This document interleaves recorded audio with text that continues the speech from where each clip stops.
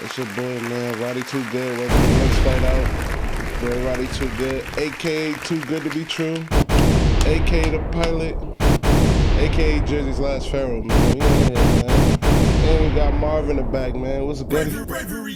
Oh, man, we here. We here with a legend today. Hold on, man. Not only is he a legend, he's my cousin for real. So, Lil, introduce yourself real quick. Yo, it's your man DJ Tameil, a.k.a. Tamil Paynes, you know, Jersey Club. I mean, they call me a legend and all of that. You know, I know what I've done out here, but you know, on a little on a humble spirit. Until somebody talk crazy, then I gotta take my belt off. You know what I mean? Then we gotta record. Yo, you wanna compare report cards and all of that? You know, no, let me stop. You said you gotta let them know, but man, I appreciate you for being here. You already know, you know. We definitely gonna have to talk, man. Especially what's going on now, man. You see it taking over TikTok, taking over the world. Bro. Head down. All right, before we get into now, let's go to the back. So when this whole thing kind of started, like, and when your role playing in that.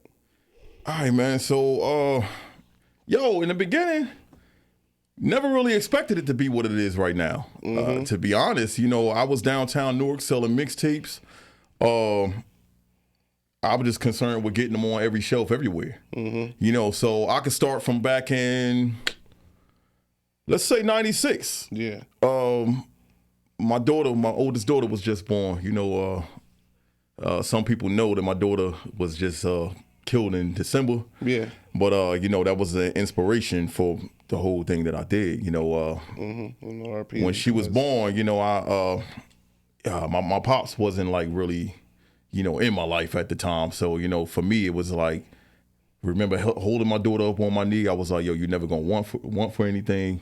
I'm always going to make sure you got everything you need and this and that. I had my first job. No, actually, I'm lying. Because your pops put me on to my hustle. You know what I mean? Like, yo, I was doing Baxter medical delivery services with him. Oh, you know? Yeah. Yo, when I seen the way that people was tipping us, you know, got to have fun, you know, because we joke all day, you know? Yeah. And that put me in the mind frame like, yo, this hustle. You know, so back to that part, holding my daughter up, I'm like, yo, you never want for anything and this and that. I'm working at this this factory in Hillside making artificial trees, you know, like, you know, stuff like this. Oh, yeah. The ficus and all them corny ass names. Yeah, Hillside, you know, Hillside known for having factories like that. So anyway, about I want to say a week or two after that, I get laid off. I'm just like, yo, this is some BS. Like, just made all these promises to my daughter, and now I can't even buy Pampers, yo. Like, it's crazy. So I figured to myself, you know, I got to find something where only I can fire me. Only I can lay me off, you know what I mean? So I say, I'm probably going to get one or two more jobs or whatever. Around that time, shopping downtown, my last couple of dollars. And I told my daughter's mother, you know, we coming out of a store downtown Newark, and I was just like, yo, let me stop and ask this dude that's selling mixtapes in the front. Yeah. Shout out to my guy Fliz. You know, he's always going to be a part of my legacy, man. You know, because this was the first dude to put my mixtapes downtown. This was the first dude to shop me around to other spots to get my mixtapes. And the first dude to ever put me in a club. Right. You know what I mean? When I turned 18, he was just like, yo, you ready? You come and DJ in this club, Amazon, and things went from there. Yeah. So I'm asking him like, yo, I always question this to myself. If he had been the type of, you know, like if he had been like an a-hole and didn't want to answer my question, where would I be now? Right. This is how I would look at it. So I stopped and I'm like, yo, I don't want to be all in your business and everything like that, but, you know, how do these guys like DJ Clue and shout out my man DJ Cool Lou. He was just with me yesterday at a party. But, you know, when I seen his mixtapes everywhere, I was just like, yo, like, and I'm hearing this dude is from the area. How do I get my shit on every shelf like that, yo? Because, if people ain't know, DJ Cool Lou had them footwork CDs back out in the day. Like, everybody was buying those, man. Like, that's what that is? Yeah, yo. Wow. He had a spot that was downtown. I mean, of course, he was shopping his stuff to all of the stores, but he had a stand, like, on the side of White Castle on Elizabeth Ave. And, yo, shit first of all, like crazy. For the people who don't know, that's the most dangerous area probably. Yeah. Because it's right next to a Jersey's Chicken. So you get a mixtape and you might get shot at the same time. But yo, the mixtape is hot, nigga. Like, you bleeding to death, but the mixtape is hot. And the Italian cheeseburgers is fire over there.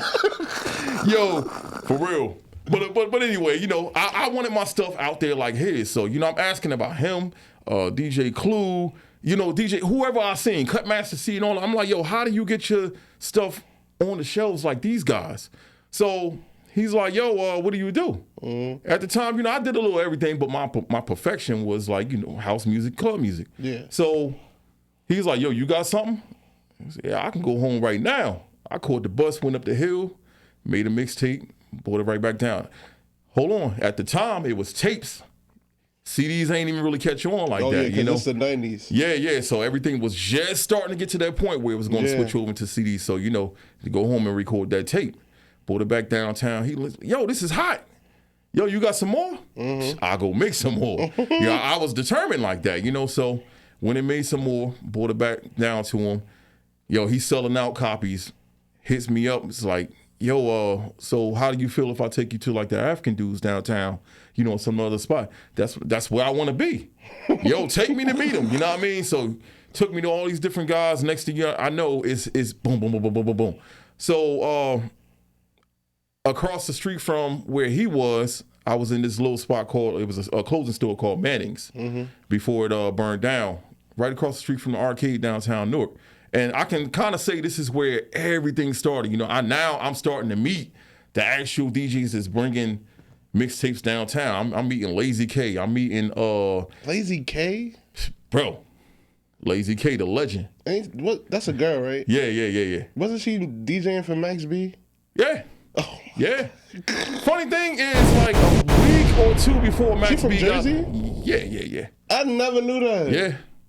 And the funny thing was, she was in Jersey a lot. I'm not going to... Oh, you don't really know? Okay. I think she was from Jersey, but I know she was in the area. Okay. So, funny thing, like I was saying, I think a week or two before Max B got locked up, he did a party with me. You know, and yo, I still got the mic that he was using. I still got that to the funny thing. Like, they was beefing around that time. Him and Jim Jones? Yeah. I did the party. Max B came in there and performed. And then like 2 weeks later, I did I think it was a prom or something like that. Yeah. And then Jim Jones. Same mic, you know what I mean? So that's hilarious. That mic that I got is legendary, man. So many artists done use that mic. The mic beat the hell up, man. But I'm like, yo, I'm holding on to it because, you know, yo, this mic been out there, you know? Frame it and put a list on the names. But to get back to my story, though, couple of years go down the line. And to me, in my mind frame, it's just like, you know, I'm only focused on selling a lot of tapes. Right. And, you know, I'm going into the CDs now. First club music on CDs, my man Cool Lou came out with his Brick House CD. And I'm like, yo, I got to get club music on the CD too. So we was the first two. Mm-hmm. Yo, we was able to sell CDs. I'm sorry if we was, but look, when you got a business, you capitalize. Right. Yo, we was able to sell the CDs for $75, $80 a copy. Wow. People would get them because, you know, it was no way you can walk into a record store. Shout out to record stores, man. Like, it don't exist no more. But, yo, you wasn't able to walk into a record store. Yo, can I get, you know, club music on a CD and this and that? So we capitalized from it. Mm-hmm. From there, that's when it got to the point where they started putting that was a gift and a curse, man. Yeah. For them to start putting CD burners inside of computers and this and that. So now the ordinary person burning CDs. I got people to this day coming to me like, yo, man, you made me a lot of money back in the day. I was taking your CDs and copying them and taking them to school. And they said, nigga, where's my money at? You know, but it is what it is, you know, because I took all of that. That was definitely a time. That was a time. I took all of that stuff as a gift and a curse because, you know, now I might be skipping ahead a little bit, but, you know, that's when LimeWire, BearShare, Kazaa, all of that stuff came out. And even the form of the iTunes was kind of like burning too, because you had to burn this hit on the CD when you get into iTunes for real. Exactly.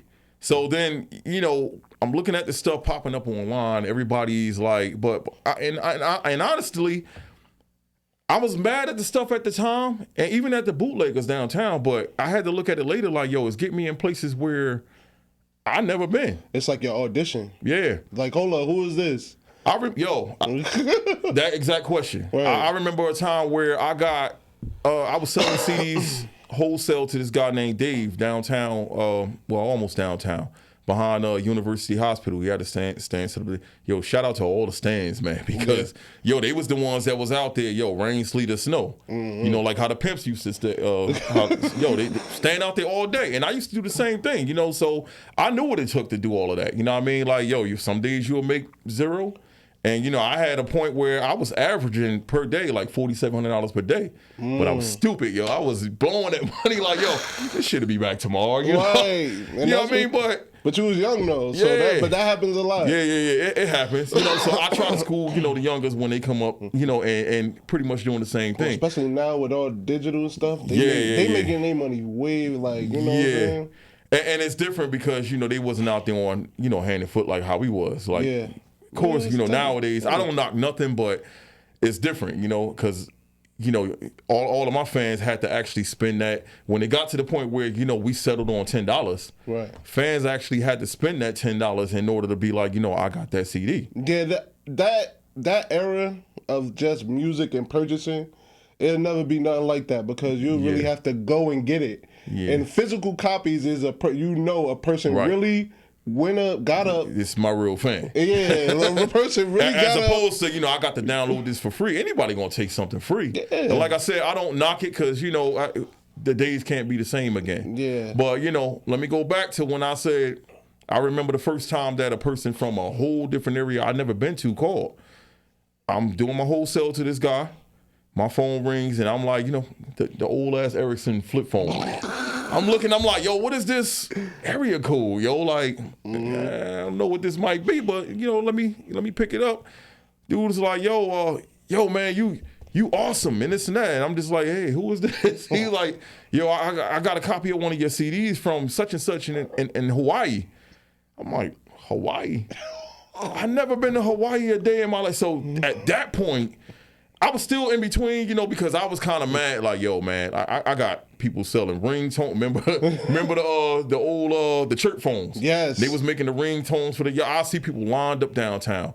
They ripping our CDs and putting them, as ringtones. And I'm just like, what? I'm not getting a piece of this money. Damn. I was mad as hell at that, The lines was long. They was charging like $3 for $10. And I'm just like, okay, I'm getting ripped off by them. I'm getting ripped off by LimeWire, Kazaa, and this and that, but at the same time, I'm kind of like, damn, but it is getting me in places where not. Fucking Hawaii. So now around this time, I'm starting to get, when you're in that mind frame and you're young, you're not taking everything serious. So, I would get calls, they want to set up an interview for this magazine or this and that, and I'm just like, yeah, okay. But come to find out it was real. So, some of my first magazine interviews, Philly Weekly, we're gonna get Fader Magazine, all that. We're gonna get into that too, that Philly Weekly. Yeah. But it's funny because, like I say, I never imagined any of this. It was just about making CD money. Yeah. And just having that money to pocket and do stupid shit with every day, But it turned into, from that to, got this idea to let me make a record label. Mm-hmm. Anthrax Records, So my first vinyl, when I dropped that, and there was another group called the OGs, Official Ghetto Style. Yeah. Shout my man Doughboy, Smooth Killer, Crime, everybody that was in that group, But they dropped, I didn't know at the time. We was going to this club in Orange called Gregory's. Mm-hmm. Every Tuesday night was college night. My man Mustafa was up there DJing, Mustafa and Crime. We meet up there all the time and, we get to talking. So come to find out, at the same time I'm dropping my record, they're dropping their record, and they got a Jersey Club style record on there too. We just like, we got a movement here, man. At the time, we calling it Brick City Club music though. Right. It wasn't Jersey Club yet. Mm-hmm. For people that didn't know, we didn't change the name to Jersey Club until after producers from different cities, because everybody not from Newark, so you can't just say Brick City. Right. And you got jokers from Roselle, you got jokers from Eastwick and this and that. You got to change that name title. Shout out to Lil Man. Lil Man was one of the few that first started like saying that name. Even though we had everybody from outside of Jersey and B-more, they was already calling it Jersey Club. But in this area, Lil Man was one of the ones, Jersey Club. Okay. You know what I mean? So Shout we out like, to yo, Lil Man. yeah, we got to take that title and, you know, do what we do with it. Yeah. And never expecting it would get to this point. So it went from just the money to a Big Brother situation with Brick Bandits. You know what I mean? Because to this day, I got a lot of people coming up to me, and I'm sure everybody else do too. Yo, man, you took me out of the streets with that music. I got more into my dancing. I got more into production, you know, on the tracks and everything like that. And I could have been out here doing something crazy, you know. Yeah, that was a big thing, Brick Bandits. That was huge. But yeah, so you touched on it already. So can you please explain the Baltimore and Jersey thing? Because, you know, that at first, you know, we going to get into the Philly thing, but when they talk about the Philly thing, people like to say, oh, well, y'all took it from Baltimore, so we taking it from y'all. And now, like, you know what I'm saying? I'm going to get into all of that, man. and the thing that they don't know, like, I'm the bridge to each different area. And I say that humbly, but facts is facts, man. You know, so back then, I want to say late 90s, because we was already doing it before we actually established Brick City Club music as a genre. Started producing those tracks. I'm like, yo, okay, well, the records that we had with those styles, as we can remember from like the early 90s, the Dick Control record, shot my man Techniques, you know, he was the one, you know, producer. Yo, that beat came from him DJing in the DMC championship and making that beat with the turntables. If I'm not mistaken, he said it was MC Shan's The Bridge. He was juggling that record and made that beat, and then they went back and recorded it and made it into the beat that everybody know now. Wow. It's crazy. Yo, everything has a history. Like, my mind is blown from that. Yeah. You know, and that's my man, you know. But yeah, from that style right there, just like, yo, if we make more records like that, I mean, which you also had the strippers in the club up here, you know, had already gravitated to that style. So they had records like Watch Out for the Big Girl. This one called Girl Don't Waste My Time, because I just want to right now. Right. From there, we just like, yo, well, get more records out into the streets and on these tapes and CDs, let's produce some more records. Now we come up to the point where it's time we get the idea to put these actual vinyls out. Like, yo, let's take this more business. You know, get it to the DJs and this and that, you know, because it was different than, you know, just handing DJs a CD with all these tracks. And, you know, everybody didn't have the turntables with, you know, where you can mix CDs yet. Right. So, you know, we still switching from vinyl to the CDJs now. Yeah. So it's like, yo, let's press these vinyls up and, you know, give it to the DJs. So we waiting outside the clubs. We had shout out to, it was a lot of DJs that actually paid us for copies of the, I'm never going down, look that. But then we had a flip side too, like when we was doing it, we had a lot of DJs from Jersey at the time that was telling me and Tim Dollar, like, man, that shit ain't gonna work, man. That Jersey, you know, it's not going nowhere. You know, they called it B-more style at the time. That shit ain't going nowhere. Yeah. You know what I mean? But I'm still building this relationship at the time, you know, with the cats from B-more, because when I'm buying records from down there, got this crazy idea one day. Like, I look at the label on, I was the dude that read everything. Right. When that's the difference between music now when it comes out. You know, of course, it's digital now, so you don't get to read. You don't get those get the inserts and stuff that came inside the records or the CDs or the tape. The tape jacket. Right. So I used to read everything, and this one day I got this crazy idea. I'm DJing in the house, and I look at the label on the record, and I'm like, yo, it's a number down here. And I'm guessing this is either the label or the distribution company that this came from. Let me call this. So I call it. This guy named Bernie picks up. Rest in peace to Bernie. You know, he was like one of the biggest record stores / record labels / you know, everything down there. And he connected me with all of the people that I need to know. So apparently around that time, Techniques was working in the store. You know, he'll be DJing inside the store live and showing people what's the hot new records that came in and this and that. yo, Techniques is here right now. Yo, you want to speak to him? I'm like, yeah, shit, I don't know what to say to him, but yeah, he put me on the phone. Yeah. So, yo, he would constantly do this. Put me on the phone with Techniques, put me on the phone with Rod Lee. I linked up with my man Pork Chop, K Swift, a couple of other ones down there, you know, and oh yeah, I heard of K Swift before. Yeah, K Swift, yeah, she passed too, but it's another story, man. Yeah. But you know, I start going down there to actually meet people face to face. Right.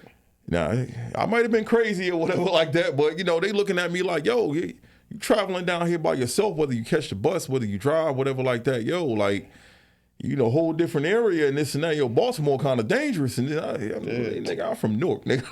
It's Twin Cities. Like, ain't nothing that I ain't been through there that I'm probably not gonna experience here. So, you know, yeah, I know I'm taking a chance and everything like that, but I'm on a mission, man. it's something I gotta get done. Oh yeah. They looking at it at first like, yo, I don't know how you think you're gonna make this work or whatever like that. Yo, pretty much y'all got a house music scene, but I don't know about, yeah, but we playing club music already, but we more on like the Chicago side of things. And, you know, infusing that with the house music that we got and everything like that. But I feel like this is something that's gonna be like a different style, that if we push more of these records like this, it's something new. And not only that, I'm gonna make a whole lot more money because it's something that all the other DJs ain't got. Right. Watch my work. That's pretty much, you know, where I was at with it, because, you know, I had to put that belief in them. Yeah. So, you know, I'm mainly more going in Techniques store. Techniques opened up a store right across the street from that main record store that I was going to. And hanging down there with him and Dookie Man. Funny. Dookie Man. Yeah. Dookie Man was legendary producer, man. But you know that's my dude. So we'll sit down there and talk for hours, or I'll just watch Techniques DJ in the store. Yo, super DJ. That's all I'm gonna say about that right there. But my CDs will start popping up in the flea markets and stands and stuff down there. And they looking like, yo, like what he was talking about, like he actually doing that shit. You know, because I would make these trips and not only, you know, politic with them. Yeah. I'm going to find other people at the same time. So I'm going to their flea markets down there looking for certain people that I heard was in there. Yeah. My man DJ Cornbread, Nelly Nell, and a few other ones. You know, but to speed up a little bit, it became something like I was thinking. It was something totally different. Started getting into the other DJs. Shot my man Tory T, rest in peace. Right. But he had like the biggest teen parties in the area at the time. Like, I mean, you could talk about anything that's going on right now or within recent years, but he was like one of the first ones that had, the line was going like way down Brewer Street, you know? And pardon me, but I don't feel like nobody can top that, man. Okay. Yeah, I mean, just because, it was one of the first of that kind. Yeah, because I can't speak to that because Lil Man was that was my area. Yeah. Every area is that, and that was my area. Shout to Lil Man and Frosty too. Oh yeah, they was wilding out. Yeah, they was bringing them lines, man. But yes, from my perspective, I gotta go with what was set those trends. Right. Hit Squad, you know what I mean? Yeah. Shout also the Terror Team, that was Doughboy and them. Yeah. You know what I mean? They was bringing those lines too, but I'll go back to like when everything first started. Okay. You know what I mean? But man, getting them records out there and those parties and me going down to Branch Brook Skating Rink. Right. And testing out new tracks when I made them and everything, and I'm in the central spot downtown on my stand in front of Young World. Mm-hmm. And when I'm down there, all the kids get out of school from all of the high schools that's down that way. Everybody comes downtown. They sit in front of my stand. Everybody's dancing, this and that. I had city workers hating, or the mayor. I think it's gonna be a fight over there. Break that up and this and that. Tell them cut the music off for a little while. But determined. Right. I'm coming down there. I got to the point where I'm making tracks every day, and I'm putting out. I think I got to a point where I was making 5 or 6 CDs a week. Damn. But that's where the loyalty with the fans was, because I'll do slick shit like put out a CD that'd be like a promo version. Mm-hmm. I got 10 songs on it. Right. tell the people, like, when you buy this one, you're still paying $10, but yo, the full CD will be out by the end of this week. Right. They come right back with $10 again and still buy that. Yo, you can't, that type of loyalty, you don't really see that anywhere. I mean, and though you can look at it like taking advantage, but that's building that fan base too. If you want to just say that, that's what they doing now with records for real. Yeah. Because now it's not, like they've been doing that. So they have the rapper have the mixtape, and then he have his album. Yeah. And then now it's like, an EP, and then I got my album, but then I got my deluxe now. So it's like, you got a point there. Yeah. But actually, I'm not even gonna feel bad though, because you got like Beyonce, Exactly. Yo, look at them ticket prices, man. I need that type of dough, bro. And which also, shout out to all of these major artists and producers that's putting out Jersey Club right now. Right. I appreciate the flowers and everything like that. You got some that reach out. They actually recognize where it came from. Right. Hit me up and this and that. Yeah, I've been flowers seeing. is nice. I love flowers, man. But flowers die, man. Spread the dough, man. Spread the money. Yo. I ain't saying you got to reach in your pocket and give me nothing, but set niggas up in a position where I can go ahead and produce something for one of the major artists and make my own bag. Right. That'd be dope. Right. That's super dope, man. Like, yo. Hell yeah. We've been grinding on this Jersey Club thing for established. We've been grinding at it for 22 years. Right. 2001. Right. Yeah.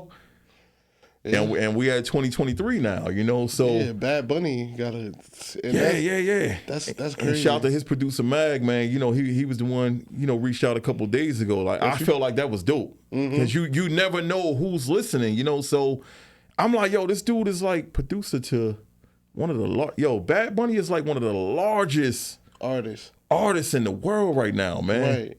And for you to reach out to me and be like, you played my records, years ago and this and that, I'm just like, shit. But that happens often though. Like, yeah, I always speak from like a humble bone, like I said, until people talk crazy. But it amazes me still. I'm never going to be not amazed at the people that come up to me and be like, they know about me. Mm-hmm. It's legendary DMC DJs. Like, I was in Austin, Texas one year for South by Southwest. Right. My man Dirty South Joe from Philly is talking to somebody behind me. We outside the spot drinking, and it's party time. Mm-hmm. So I'm turning this direction. They had the whole face of the building open, and I hear him talking to somebody, and he just like, I want to introduce you to somebody. The legendary DJ Craze, man. I've been watching this dude since I was buying the VCR tapes to watch him do his thing on so when he turns around, he's like, Craze, DJ Tameil, Craze. The crazy thing about it, I'm about to be like, wait, the DJ Craze? Before I even get that out, he just like, wait, whoa. What you say his name is? It's like, DJ Tameil. He was like, oh shit, man. I'm like, nah, in my head, I'm like, what the fuck? Right. Yo, this is DJ Craze. Right. But he was like, yo, man, I played your records and this and that. And I'm like, right. Like, I can't believe it, Yeah. But this has happened like so many times. I mean, like in so many, even recent conversations I had. Mm-hmm. I've seen so many times that my name has came up in conversations between Just Blaze. Wow. Just Blaze is from Patterson, man. Like, one of the dopest producers ever. Like, this dude has made records for Jay-Z. He from Patterson. Shout to Patterson, bro. Shout to Patterson. Shout to Patterson. Yeah, hit the balls again. Yeah, man. But I never knew that though. Yeah. I thought he was from New York this whole time. Bro, I mean, a lot of people would think that, but so much talent comes from Jersey, and people forget. Like, yes, they do. Jersey is like. That's why you can go down the list and not even like small. We got some heavy hitters, bro. That's why I wanted to make this platform for real, just to showcase, especially for the young dudes, because I understand like you saw eras of talent who get discouraged because they don't get no love at home for real. Right. Yeah. And to keep it honest, a lot of times it takes for another area to show love before it actually comes back home. Oh yeah. And you just like, that's kind of corny, man. yeah, shit corny as hell. Because like we the only ones like that in the tri-state area. Yeah. Because New York, I don't care where you go, a New York person will always be from New York. A New York person, he could have left New York when he was 14, but he's still from New York wherever he at. And especially Philly. Oh my God. Like, nobody love Philly like Philly people. Yeah. Philly people love Philly. Yeah, and Philly is different, bro. They call everything, and this is not a diss, man. They call everything different than what it is. So to go back to that conversation before, like, yeah, I was one of the ones that, you know, I was actually, I think, the first one. My man shout my man DJ D Square from Philly. Yeah. But, you know, he used to pull me down to Philly to promote the Jersey sound and the B-More sound down there. Right. And I'm trying to think of which one it was named first. It was either Wild Skating Rink or Jam Skating Rink. And one of them, whatever the name was, it changed to the other. Yeah. And I found out through him that it's associated, is the same owners that own Branchbrook. Oh, wow. So I was just like, yo, this is crazy. Like, yo, the history that this world is so small and you really don't realize it. Right. So I'm going down there, you know, promoting the tracks. Yo, mind you, I'm taking my CDs down there too. So I will announce on the mic, yo, 3 for $10 or whatever the price was that I said at the time. Yo, the kids was buying crazy CDs and this and that. So I don't know if it was the first time or the second time I went down there.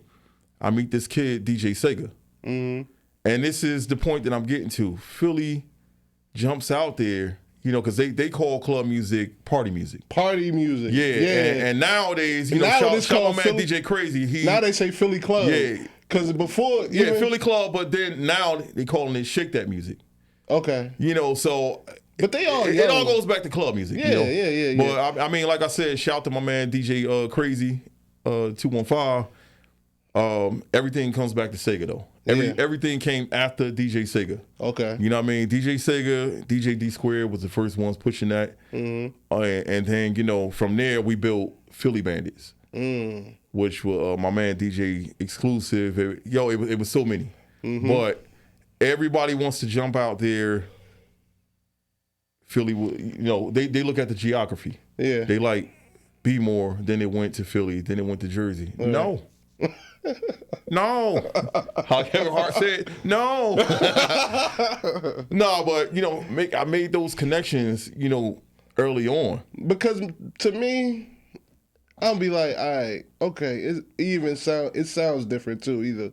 They got like a whole little, like you hear it. But you know, I've been listening to Jersey Club for my whole life, so you can even tell when it's like, okay, that's different. Like that sounds like something else. See, every city is going to put their own feel to it. Everybody's going to put their own swag in it. Right. I mean, because, you know, whether people forgot or not, around the same time that Philly had their thing going, you know, a lot of people don't look at it this way too. If you look at a lot of my older CDs from back in the day, it was a kid, DJ Taj, not the DJ Taj from here, but another DJ Taj from Alabama. What? And it was called Bama Bounce. You know what I mean? Yeah. But then you got my man, shit. Anyway, you know, it was club music being produced in Pittsburgh too. Yeah. But, you know, this is a worldwide thing. So, you know, everybody is getting on board. Yeah, because everybody could dance, man. Yeah, and it's dope shit coming out of it. Right. Yeah, so here, then we jump to Philly, and then everything spreads from there because at the same time, I think by fourth, fifth time, and I think I met dude already because he called me on the phone at one time, you know, multi-millionaire producer Diplo. Oh, yeah. Yeah, but he hit me on the phone a couple of times and was like, yo, I don't know if you might know who I am or, you know, remember my face or whatever like that. But, he said, corny looking white dude that used to come downtown Newark.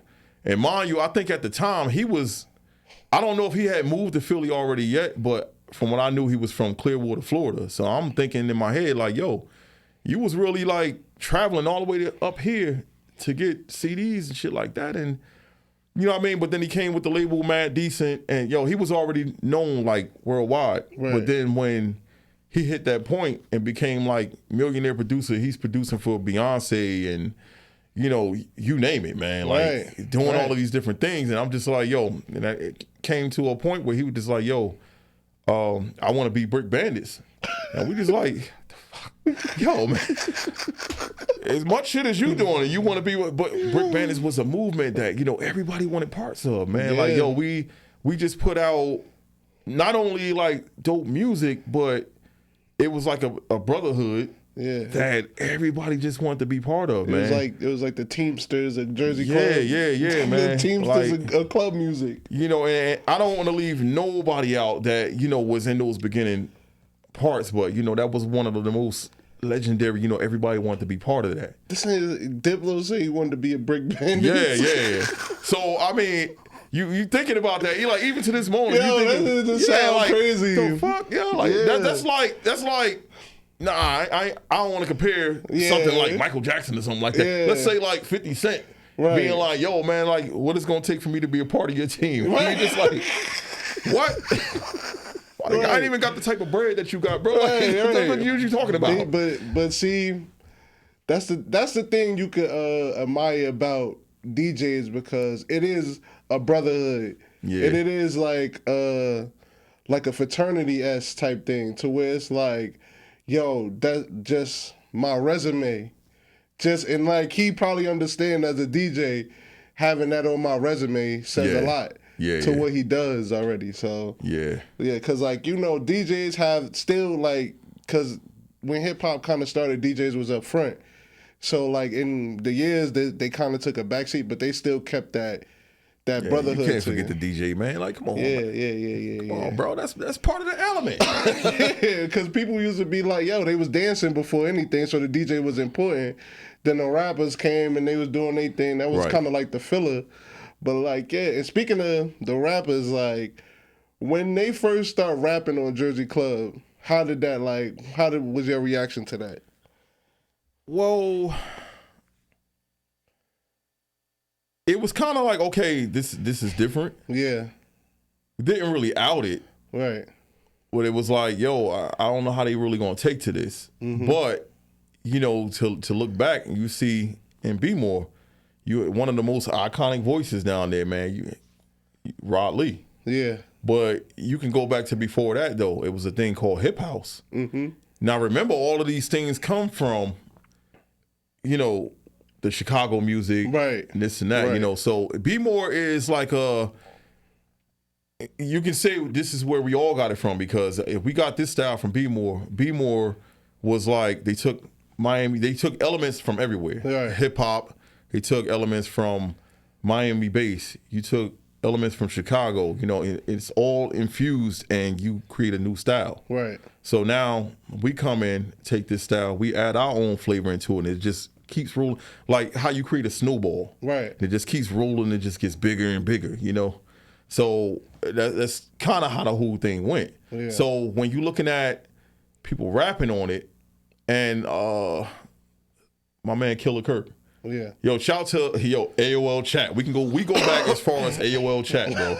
Like when we had the chat rooms back on AIM, man. Like, oh my God. Bro, but started rhyming on the tracks. Then, you know, you had my man J Hood. J Hood was doing the same. Right. And then I want to say 2011, 2012, we did this record together. Me, him, and my man Joker. Right.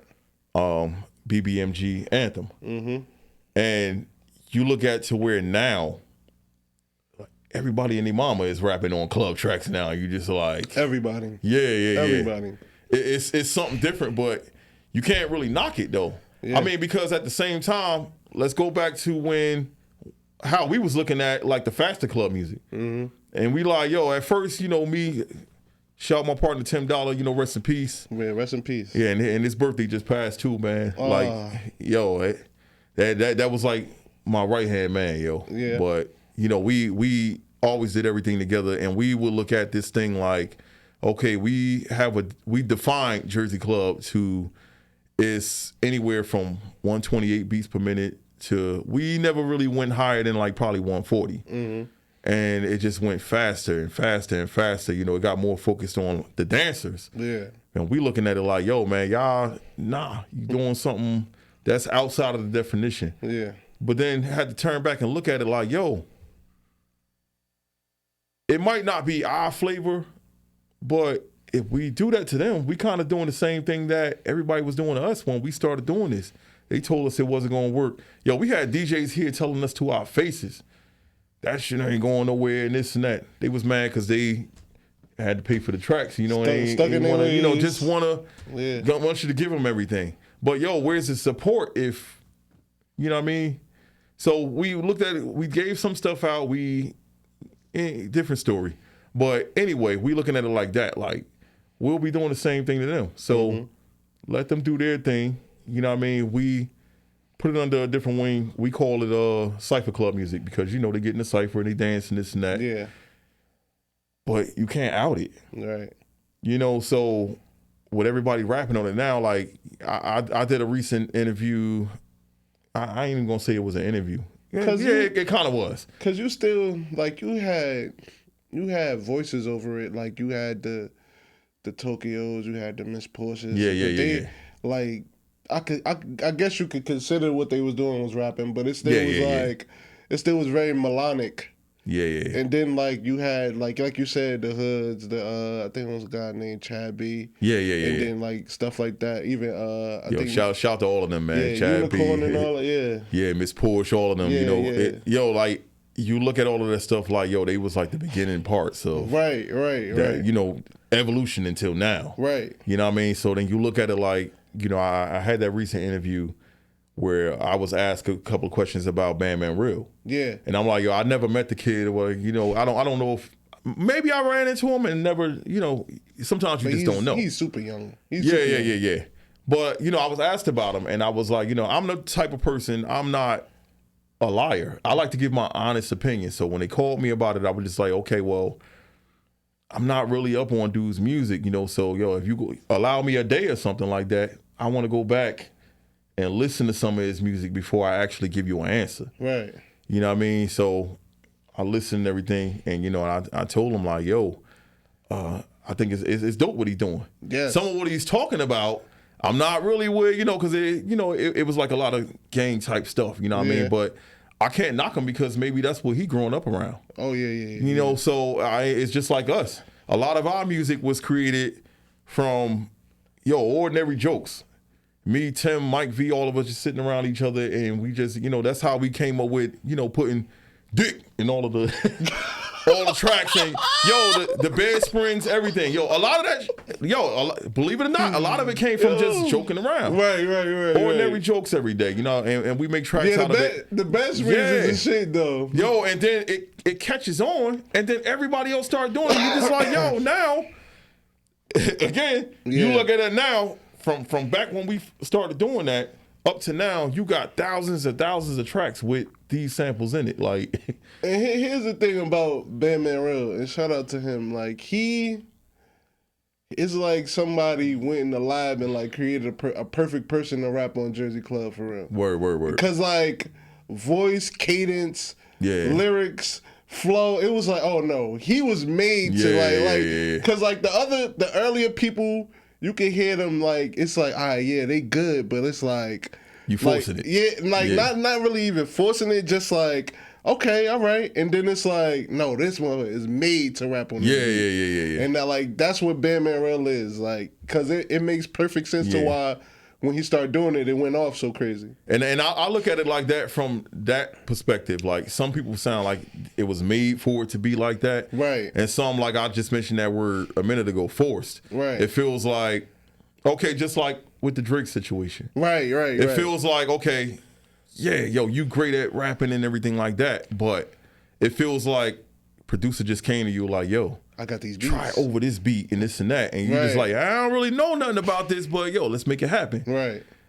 Like one of those situations. Right. You know what I mean? Right. And, you know, I look at it like that from a DJ standpoint, you know, and a producer. You know, I hear a lot of stuff in music that the average person might not hear. They just hear whatever and be like, yo, that's hot. I'm the type of person, I'm listening deep. Like, I hear that sound in the music that everybody else don't hear. Right. Like, yo, you heard that? Like, what the fuck is he talking about, man? I don't hear that. Yeah, Right. that's me though. You know, I hear like the slightest thing, and I'm like, yo, that was dope that he did.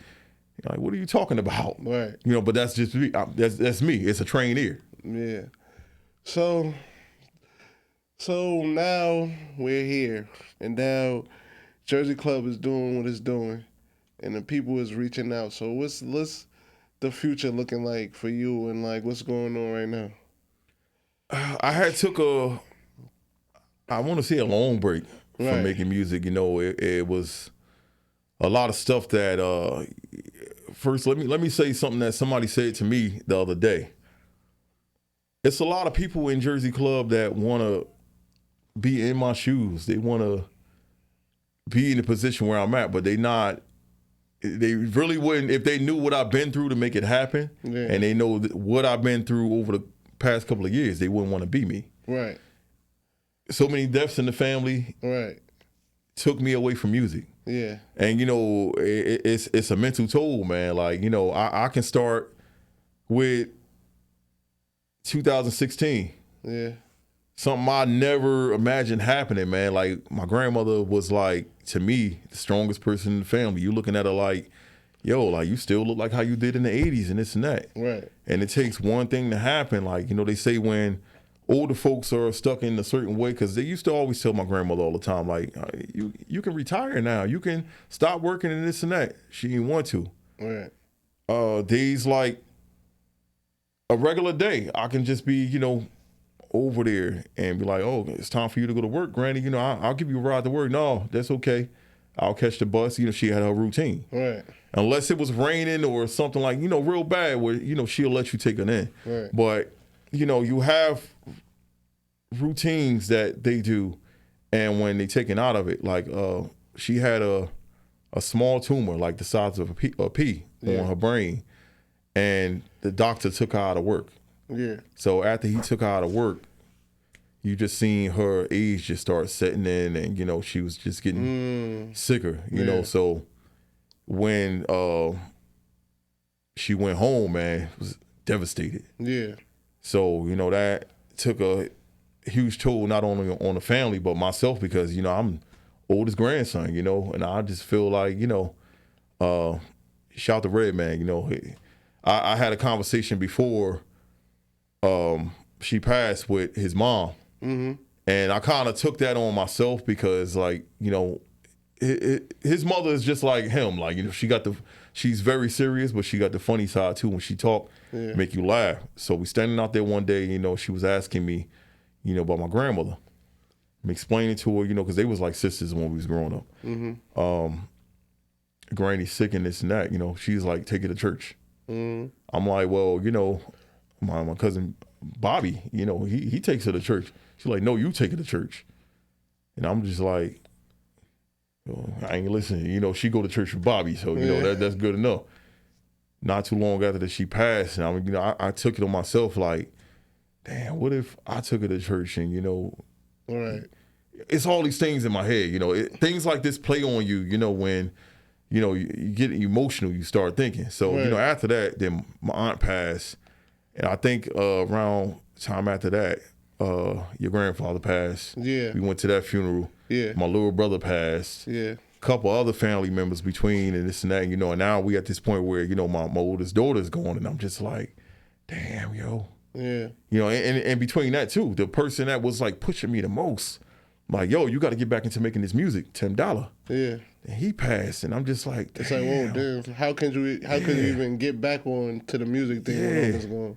My man Tameil from the legendary group Artifacts. He passed about, I want to say, a month and a day later. That's when my daughter passed. And I'm just like, yo, every time I try to get myself back right, like I'm going to produce music, something happened. And I'm just like, nah, man, I'm at the point right now, I'm like, yo, this is probably what they saying to me the whole time. Like, okay, what happened, man? Get back into making music. And, you know, that's at the point where I'm at right now. I'm about to, like, jump back in and get this music going, man. Because I'm like, I mean, even though, like, all of my older, I think that's where I got comfortable, too, because I'm like, yo, I got music up on my Bandcamp. Right. I'm seeing every day people still buying it. Yeah, and mind you, a lot of these tracks is 20 years old. They Right. still buying them. Right. Yo, $4, $5, $6. I got some of them at, and they still buying them. Mm-hmm. You know, so that and the music that I did with individual labels, because I always did like a EP deal where I'm not stuck to you. Yeah. I owe you 4 to 6 songs. Whatever deal we cut from there, it is what it is. Right.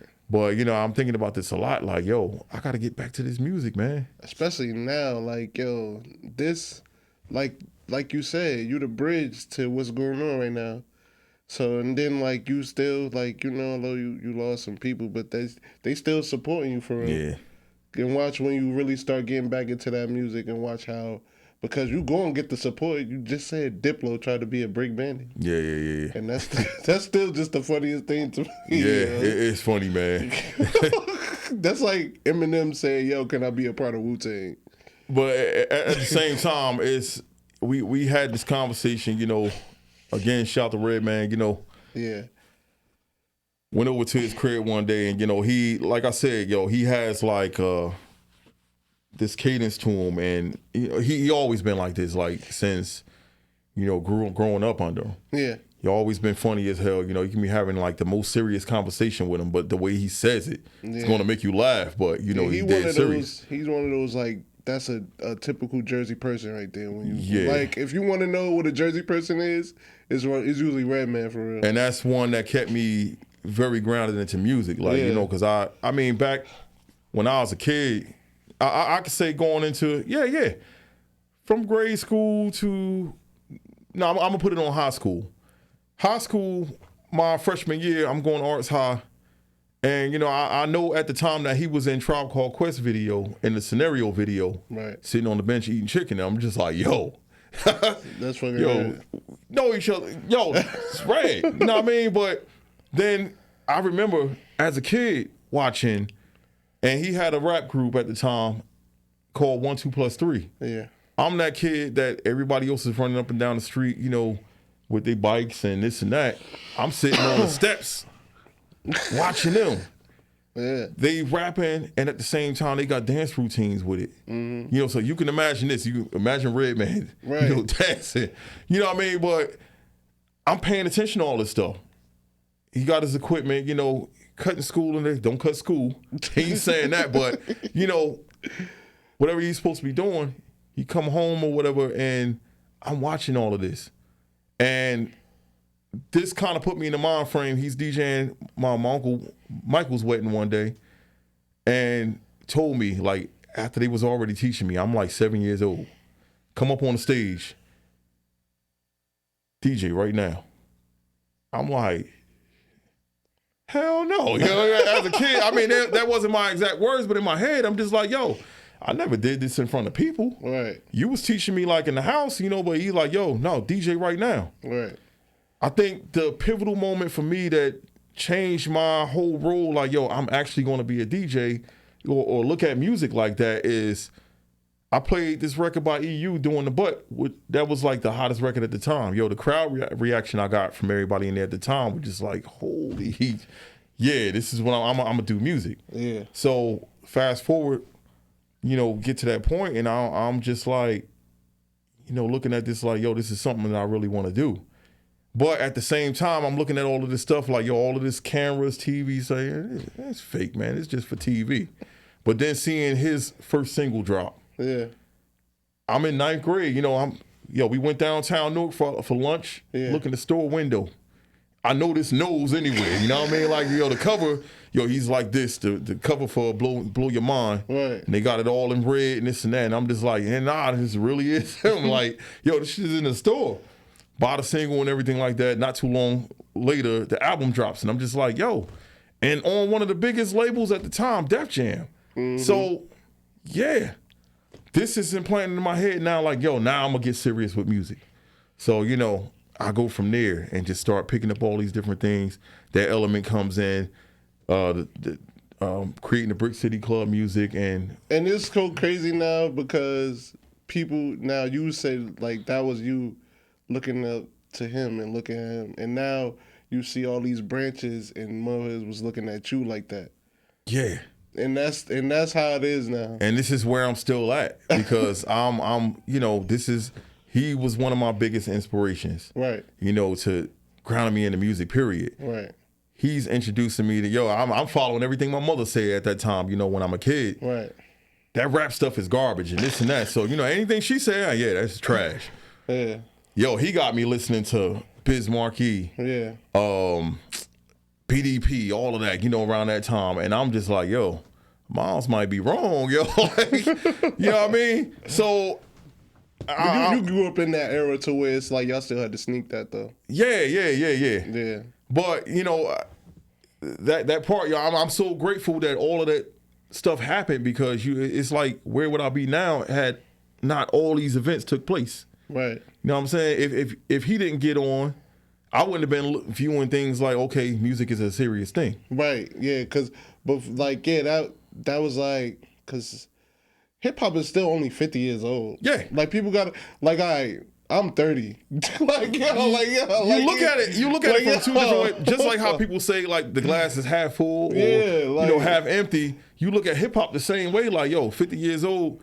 And it's this? It's a long ass time, but then at the same time, you're like, it's kind of short.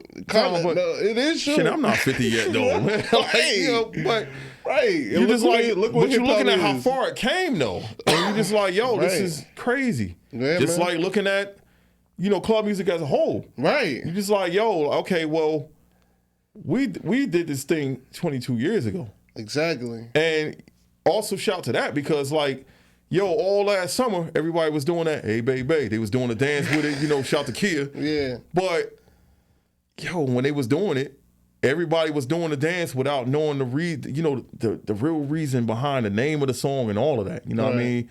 Jersey Anniversary, of course, because of the sample, the anniversary sample, but Jersey Club had just turned 21 years old at the time. Wow. No. Actually, something before last. It had something like that. Yeah. It just turned 20. Yeah. Just turned 20 at the time. Right. So, a lot of people didn't know that. They just took it as, it's the thing to do right now. Right. You know what I mean? And then when you look at it later, they just like, holy crap. Down to the samples, the A Bay Bay. I was the first one to take that sample and flip it into a Jersey Club track. And I had put up on my Instagram, this is the first time it got flipped. From there, like I said, everybody repeats the same thing over. So, Big O, I think that's the actual version she used. Big O. You look later and there's 20, 30 different tracks with that sample. Mm-hmm. And then she brings it back again with the anniversary sample. And she wasn't expecting for that to blow up, and it did. Right. It was just something that she wanted to dance to. She put a little mixtape out, and it took off. And it was just look at the way things happen, though. Yeah. Wow. All right, man. With that being said, we're going to close out, man. I think this is definitely a great episode, man. We definitely got into most of the history of Jersey Club, definitely with The Bridge. That should be a nickname, The Bridge. Yeah. We're going to have to do another one, though, man. I mean, because, honestly, if I tell everything that went on, man, we can probably do 3-4 different interviews, man. Man. And you got that all day, man. You my cuz, bro. I give my cuz information that I ain't give to the biggest magazines that hit me up, it's certain things that I ain't give them. Yeah. You know what I mean? And I'm willing to discuss that with my cousin. Yeah, man. That's right, yo. That's right. I'm always down for it, man. The door's always open. You always welcome back, man, especially because you family. And Marv over there, he'll definitely make you feel at home for real, man. You're a part of our little thing right here, Next Flight Out, man. And let me get the huge congratulations, man, to this whole thing right here is dope, man. I gotta give it. My man, This is totally dope. Yeah, and the crazy thing is my father said I gotta charge him to come up here. That's crazy. We gonna close. He always got jokes, man. Yeah. We gonna close telling people where they can find you, man. Yeah, hold on, man, because going back to Cuz, man, he got the jokes, but you already know you should be charging him. He gonna come up here with all that Chief shit on and this and that. The Chiefs, you know what I mean? I'm a Broncos fan, Oh, he can say what he wants to, you know what I mean? But we got more rings. No, but you can pretty much find me anywhere I'm online, Instagram, DJ Tameil. Spell it correctly, please. People put that I before the E. That ain't right. It's DJ Tameil. Hit me on that Instagram, Twitter, all that same. You can follow me on YouTube. I'm really just now starting to get with this social media promotion because all that hands-on stuff was me, giving out CDs to people, as opposed to the downloads. You gotta check your DMs. You probably got some money in there, if you want to be honest. But you know where to find me. Roddy Too Good. That's Roddy_Too Good. That's on IG. Next Flight Out, that's on IG, that's on YouTube. Next Flight Out, the podcast. We here. Marv, turn it off, man.